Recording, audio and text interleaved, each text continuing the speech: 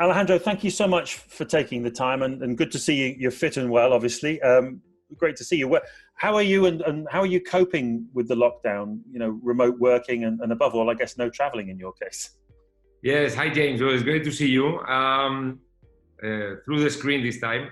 Yeah, it's really strange for me not traveling. Especially that's what I don't know if I miss it or not, but that's what really is the big change in my life.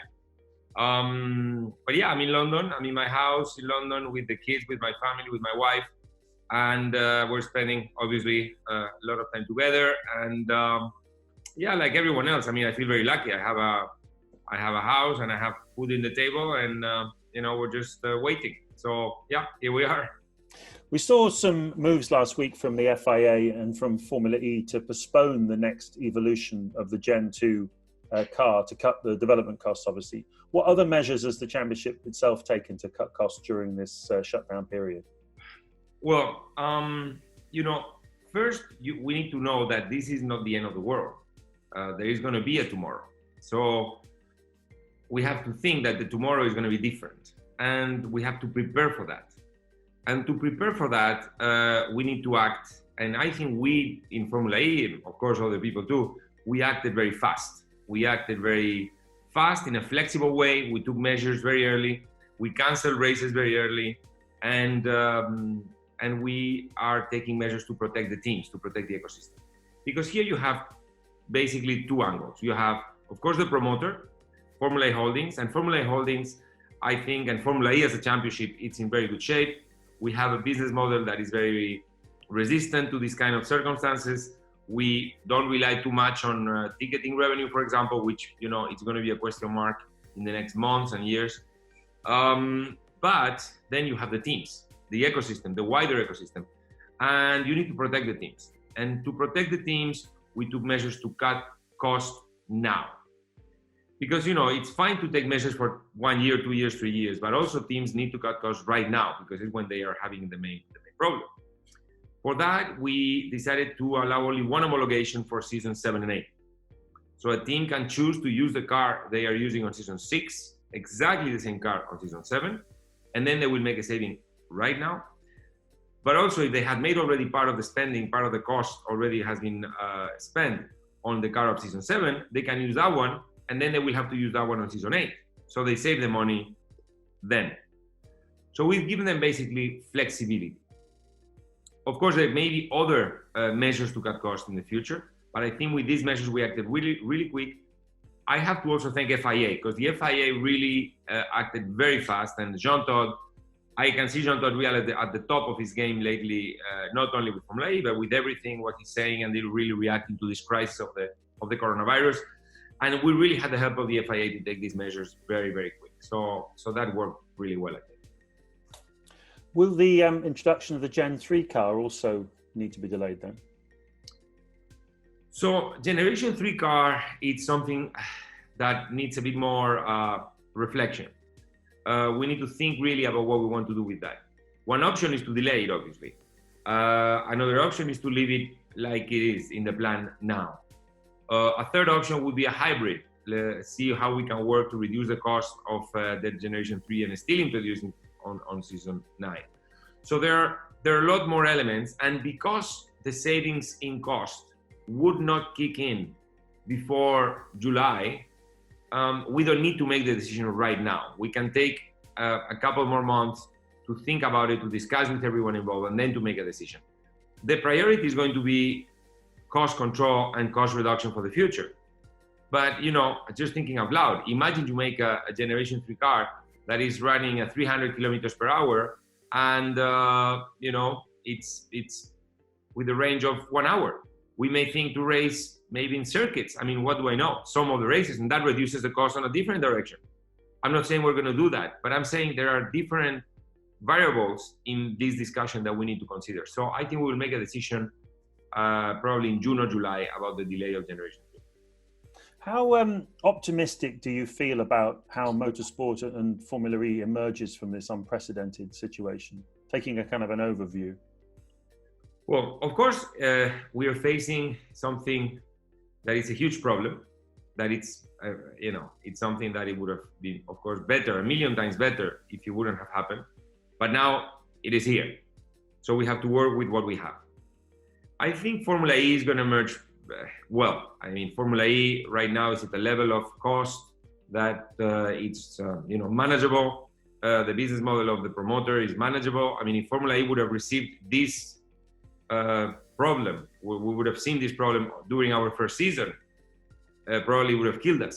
But we are in a position now in which I think we are perfectly ready to go through this. And, in this sense, I can send a message to the whole Formula E ecosystem, everybody that works in Formula E, from our staff to the team staff, engineers, mechanics, TV crews, catering teams, hospitality teams, everyone that, Formula E is going to be in good shape. I'm not saying it's going to be exactly the same. We're going to have to do things. We're going to have to cut costs. We're going to have to be clever and smart. I think in general for motorsport, this could be also an opportunity. And I think specifically probably for Formula One, this could be a massive opportunity because, it's the opportunity to really restructure the whole model. I mean, maybe it's the opportunity to have all the teams sharing revenue exactly with the same amount. Why not? Much lower. I'm reading cost caps of 125, something like this. Yeah. Why not a cost cap of 75 and make it really profitable for everybody? I think, of course, it may be a good thing that the Concorde Agreement has not been signed yet, because the Concorde Agreement had all those, how would I call them, original sins that are kind of a burden for Formula One, no? Since, some teams making so much, some other teams making so little. The imbalance is huge in the Concorde Agreement. Maybe this gives an opportunity to completely shake down the whole system. I think, I'm not in Formula One and I'm not running Formula One, and Formula One is run by very capable people, and I'm sure they're thinking about all these things. But I would use this as a kind of major shakedown of major correction of especially the business principles of Formula One. No, so it could be a very, very interesting opportunity for that. I think the rest of motorsport depends. Some will do well, some will do less well. Spectator sports, is going to suffer. So I think we're going to see that there are going to be restrictions on mass events. I don't know how long those will last, but for those motorsports that are very based on ticketing revenue, I think that can be a challenge. Interesting. Do you feel that trends that were kind of coming down the track already, whether we talk about sustainability, we talk about accessibility, that kind of thing, do you think those trends are actually going to come forward much more quickly now as a result of this crisis? Absolutely. I think this crisis is going to accelerate the trends. I mean, I think this crisis needs to make us, there's one big lesson for me on this crisis. This crisis is showing the absolute lack of long-term planning of our societies. And don't get me wrong, I'm not blaming politicians here. Politicians, they all act the same way. They have to be re-elected every 4 years. That's probably part of the mistake and or part of the problem. We don't plan long term. And I was reading a very interesting article about the plague, the bubonic plague in 541. And they were in the same situation we are today. And that's 1,500 years ago or more. They were staying in their homes, the economy collapsed, they had to wait in their homes for the lockdown, then they were coming slowly out. Exactly the same, but 15 centuries back. We haven't planned anything forward. We haven't learned any lessons. And there are many threats to humankind. Obviously, biological threats or pandemics like we are seeing are one, but climate change is the biggest and obvious one that is coming. This gives a lot more reason to plan ahead against climate change, which is going to provoke something even worse than what we're living today if we don't plan ahead. You have other problems. You have uncontrolled artificial intelligence, for example. You have uncontrolled nanotechnology expansion, for example. You have other things that we have to plan for the long term. So the big lesson here is long-term planning. And I think this makes the case for electric vehicles more and more relevant. So clearly, we're going around the cities. The only good thing, there are two good news in this bad period. The first good news is that Bernie Ecclestone is having a baby. The only good news we've had in many weeks are those. And the second good news is that the air in the cities is clean. Are we going to go back to where we were before? Do you remember the images in India, of the cities in India where you cannot see anything? And now they're, I was hearing the other day, is the first time they can see the Himalayas from India for 20 or 30 years or something like that. Do we really want to go back to the previous situation? I don't think so.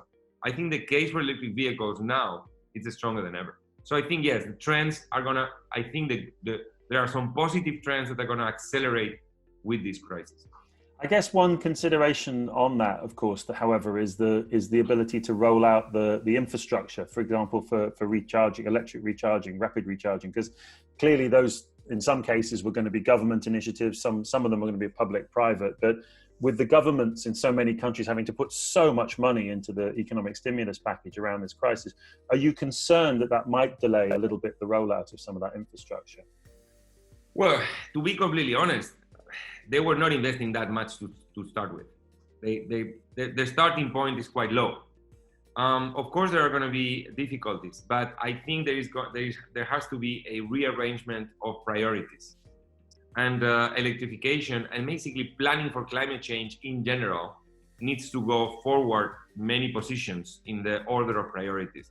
So I think there is a risk of investment being sent other places, but there is a priority of investment being directed to planning against climate change. And I think the lesson we learn is going to be stronger than the temptation to go in the wrong direction. So I hope that governments really take it seriously. And, electrification is only one of the areas in which they need to invest to prepare for climate change and to try to prevent climate change before it happens. Coming back to trends that were going to happen anyway, and again, looking at a sort of the broader motorsport world, I had the feeling that we were headed towards consolidation. You'd have various different championships, Formula One, Formula E, the prototype championships, things like Le Mans, obviously, which have that very strong foundation, strong tradition, things like customer racing that are very, very well, but a lot of other sort of series that perhaps wouldn't survive long term, that there would be a lot of consolidation in the industry. Do you agree with me? And do you feel that will be accelerated by the process? I definitely agree with you. And I think consolidation would be a good thing in motorsport. And now it's going to be maybe a mandatory thing, because some series are not going to survive on their own. Already there were some series struggling. Already there were maybe too many series. But motorsport is here to stay. So motorsport is not going anywhere. But maybe motorsport doesn't need 35 different series around the world to be there. Just with 5, 6, 7 big series, strong series, it's enough to cover the needs of the fans. Because, motorsport at the end, it's a service to the fans. And it's also a laboratory for technology. But that can be done with a smaller number of series probably. So yes, I think consolidation will probably now happen by necessity. Yeah, last week on this Thinking Forward strand, we spoke with FIA President Jean Todt, and you already referenced his leadership on this side, but he was talking about a new deal, something that recognizes that the world has changed and that motorsport needs to be smart about how it goes forward from here. I don't know if you saw much of his comments, and I wonder what your thoughts were on them. Well, I saw his interview, of course, and I agree with him. I think we need a new deal, and I think, I was mentioning before the big opportunity for Formula One to really reorganizing the whole thing. I think that's the key for the new deal. The rest we will follow, and we're smaller. But the pinnacle of motorsport, if you like, it's Formula One, and that's where the big imbalances exist. I don't think it's normal that teams that compete in the same race receive, completely different amounts of money. The competition is false It's not a real competition. You may argue the same in football, but if you look at the difference of money that the winner of the Premier League gets compared to the last one, it's nowhere near the difference of money that the top teams in Formula One receive compared to the ones at the bottom. So that's the new deal, and that it's a big opportunity. And if people don't realize the world is going to be different after coronavirus, I think they make a big mistake. So I think the opportunity to react is there to be taken, and people need to take it. I mean, we're not part of it. We will do our little new deal at the Formula E level, and definitely that will happen. And the luck we have in the Formula E ecosystem is that everyone is on board. So the teams are really, playing with us and with the FIA, and we those meetings we have all together are very, very good and very aligned, and everyone, of course, with their own little differences, but everyone is going on the same direction. So we will do our own little deal following Jean Todt's recommendation in Formula E. Changing gears slightly, obviously during the shutdown, it's also given an opportunity for motorsport esports to shine through.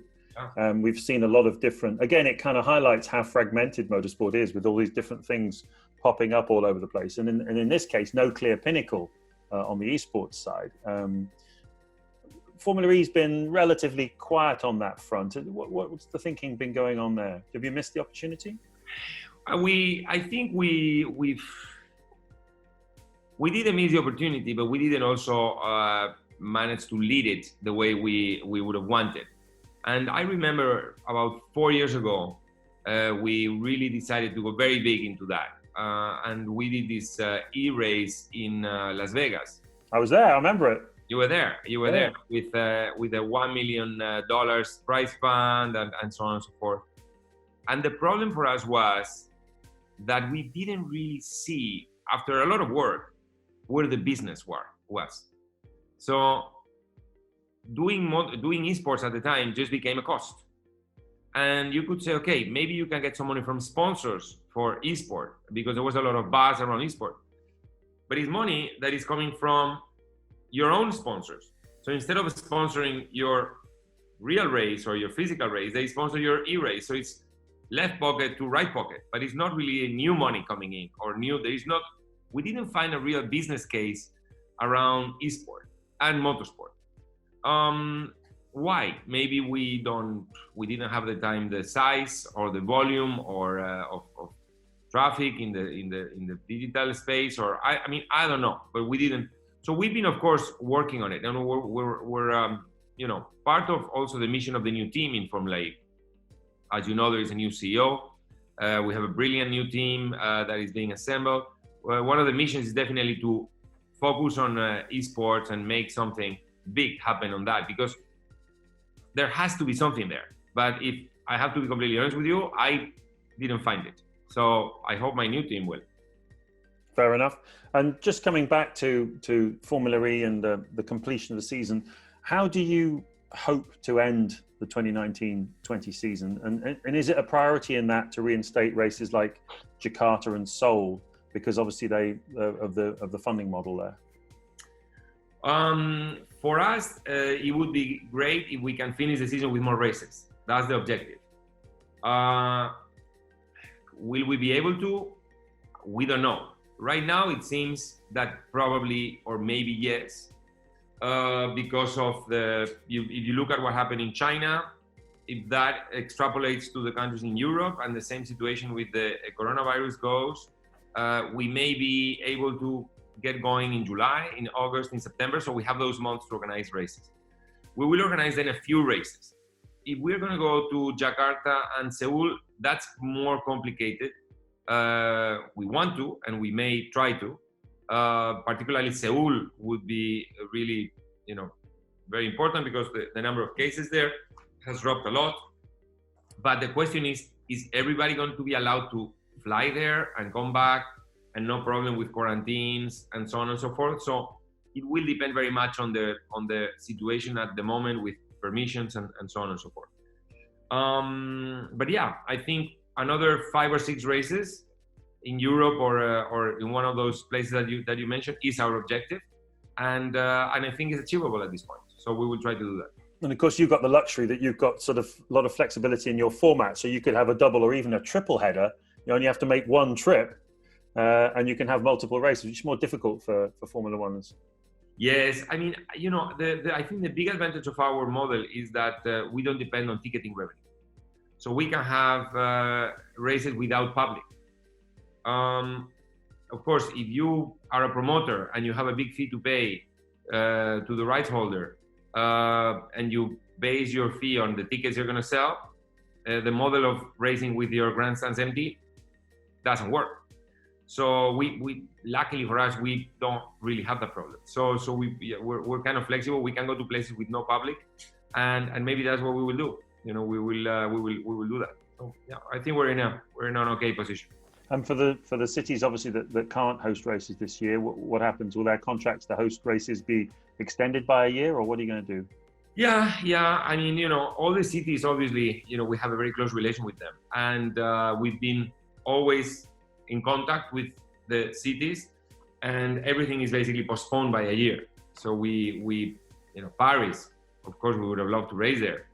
Who knows? Maybe we could race in Paris in August. Who knows? Rome, real pity not to race in Rome, and so on and so forth. New York and London, both locations are now field hospitals. Yeah. Because obviously we race in these kind of conference centers or places with a lot of space within the city, but those places are also ideal to transform them in field hospitals in a moment like this one. And Extreme E as well, of course, that's another big part of your portfolio and responsibility. And I hear some great things going on there in terms of social responsibility, playing your part in fighting this crisis. Yes. Extreme E, we've been also kind of lucky in a way because we are starting next year. So it didn't catch the first season in the middle. We have still time to react and to prepare everything. So everything is going full ahead with Extreme E. And in the meantime, we've actually done a very, exciting and with a lot of, possibilities, technology development with the batteries. We have developed together with QEV, with one of our race teams. They have developed, and we will help them distribute it around the world if all the tests go well. An invasive ventilator, a battery-powered invasive ventilator. So with the battery technology that we are experts in, we have developed this machine that can really come at a moment, and we can actually make lots of them in a very short period of time, come at a moment where there is a big lack of ventilators all around the world, in hospitals all around the world. So we are in a trials phase. We've done a few trials last week. We will start trials with human patients this week in Spain at the General Hospital in Barcelona, San Pau in Barcelona. And if everything goes well on those tests, then we would have, for example, and we're in contact with some of our venues where we race, send these ventilators to places like the Amazon, where there's been an outbreak also with indigenous populations in the Amazon region. There are field hospitals there because, of course, if you think about it, ventilators with a battery that makes the ventilator go for 24 hours without recharging are ideal for field hospitals that sometimes don't have power access, electricity access, or they run on generators that may have a problem, and then if the generator stops, then you have a big problem with the patients. So battery power ventilators could be a big contribution. So we're working on it. We hope to have them deployed in a couple of weeks. Well, Alejandro, once again, thank you so much for taking the time to talk to us and for striking such a positive note. I think there's a lot of negativity around the landscape, but it's great to hear that you're feeling upbeat about the future for the sport. Like I say, there will be a tomorrow, and we have to be ready for it. Thank you very much again. Take care. Yeah. Bye.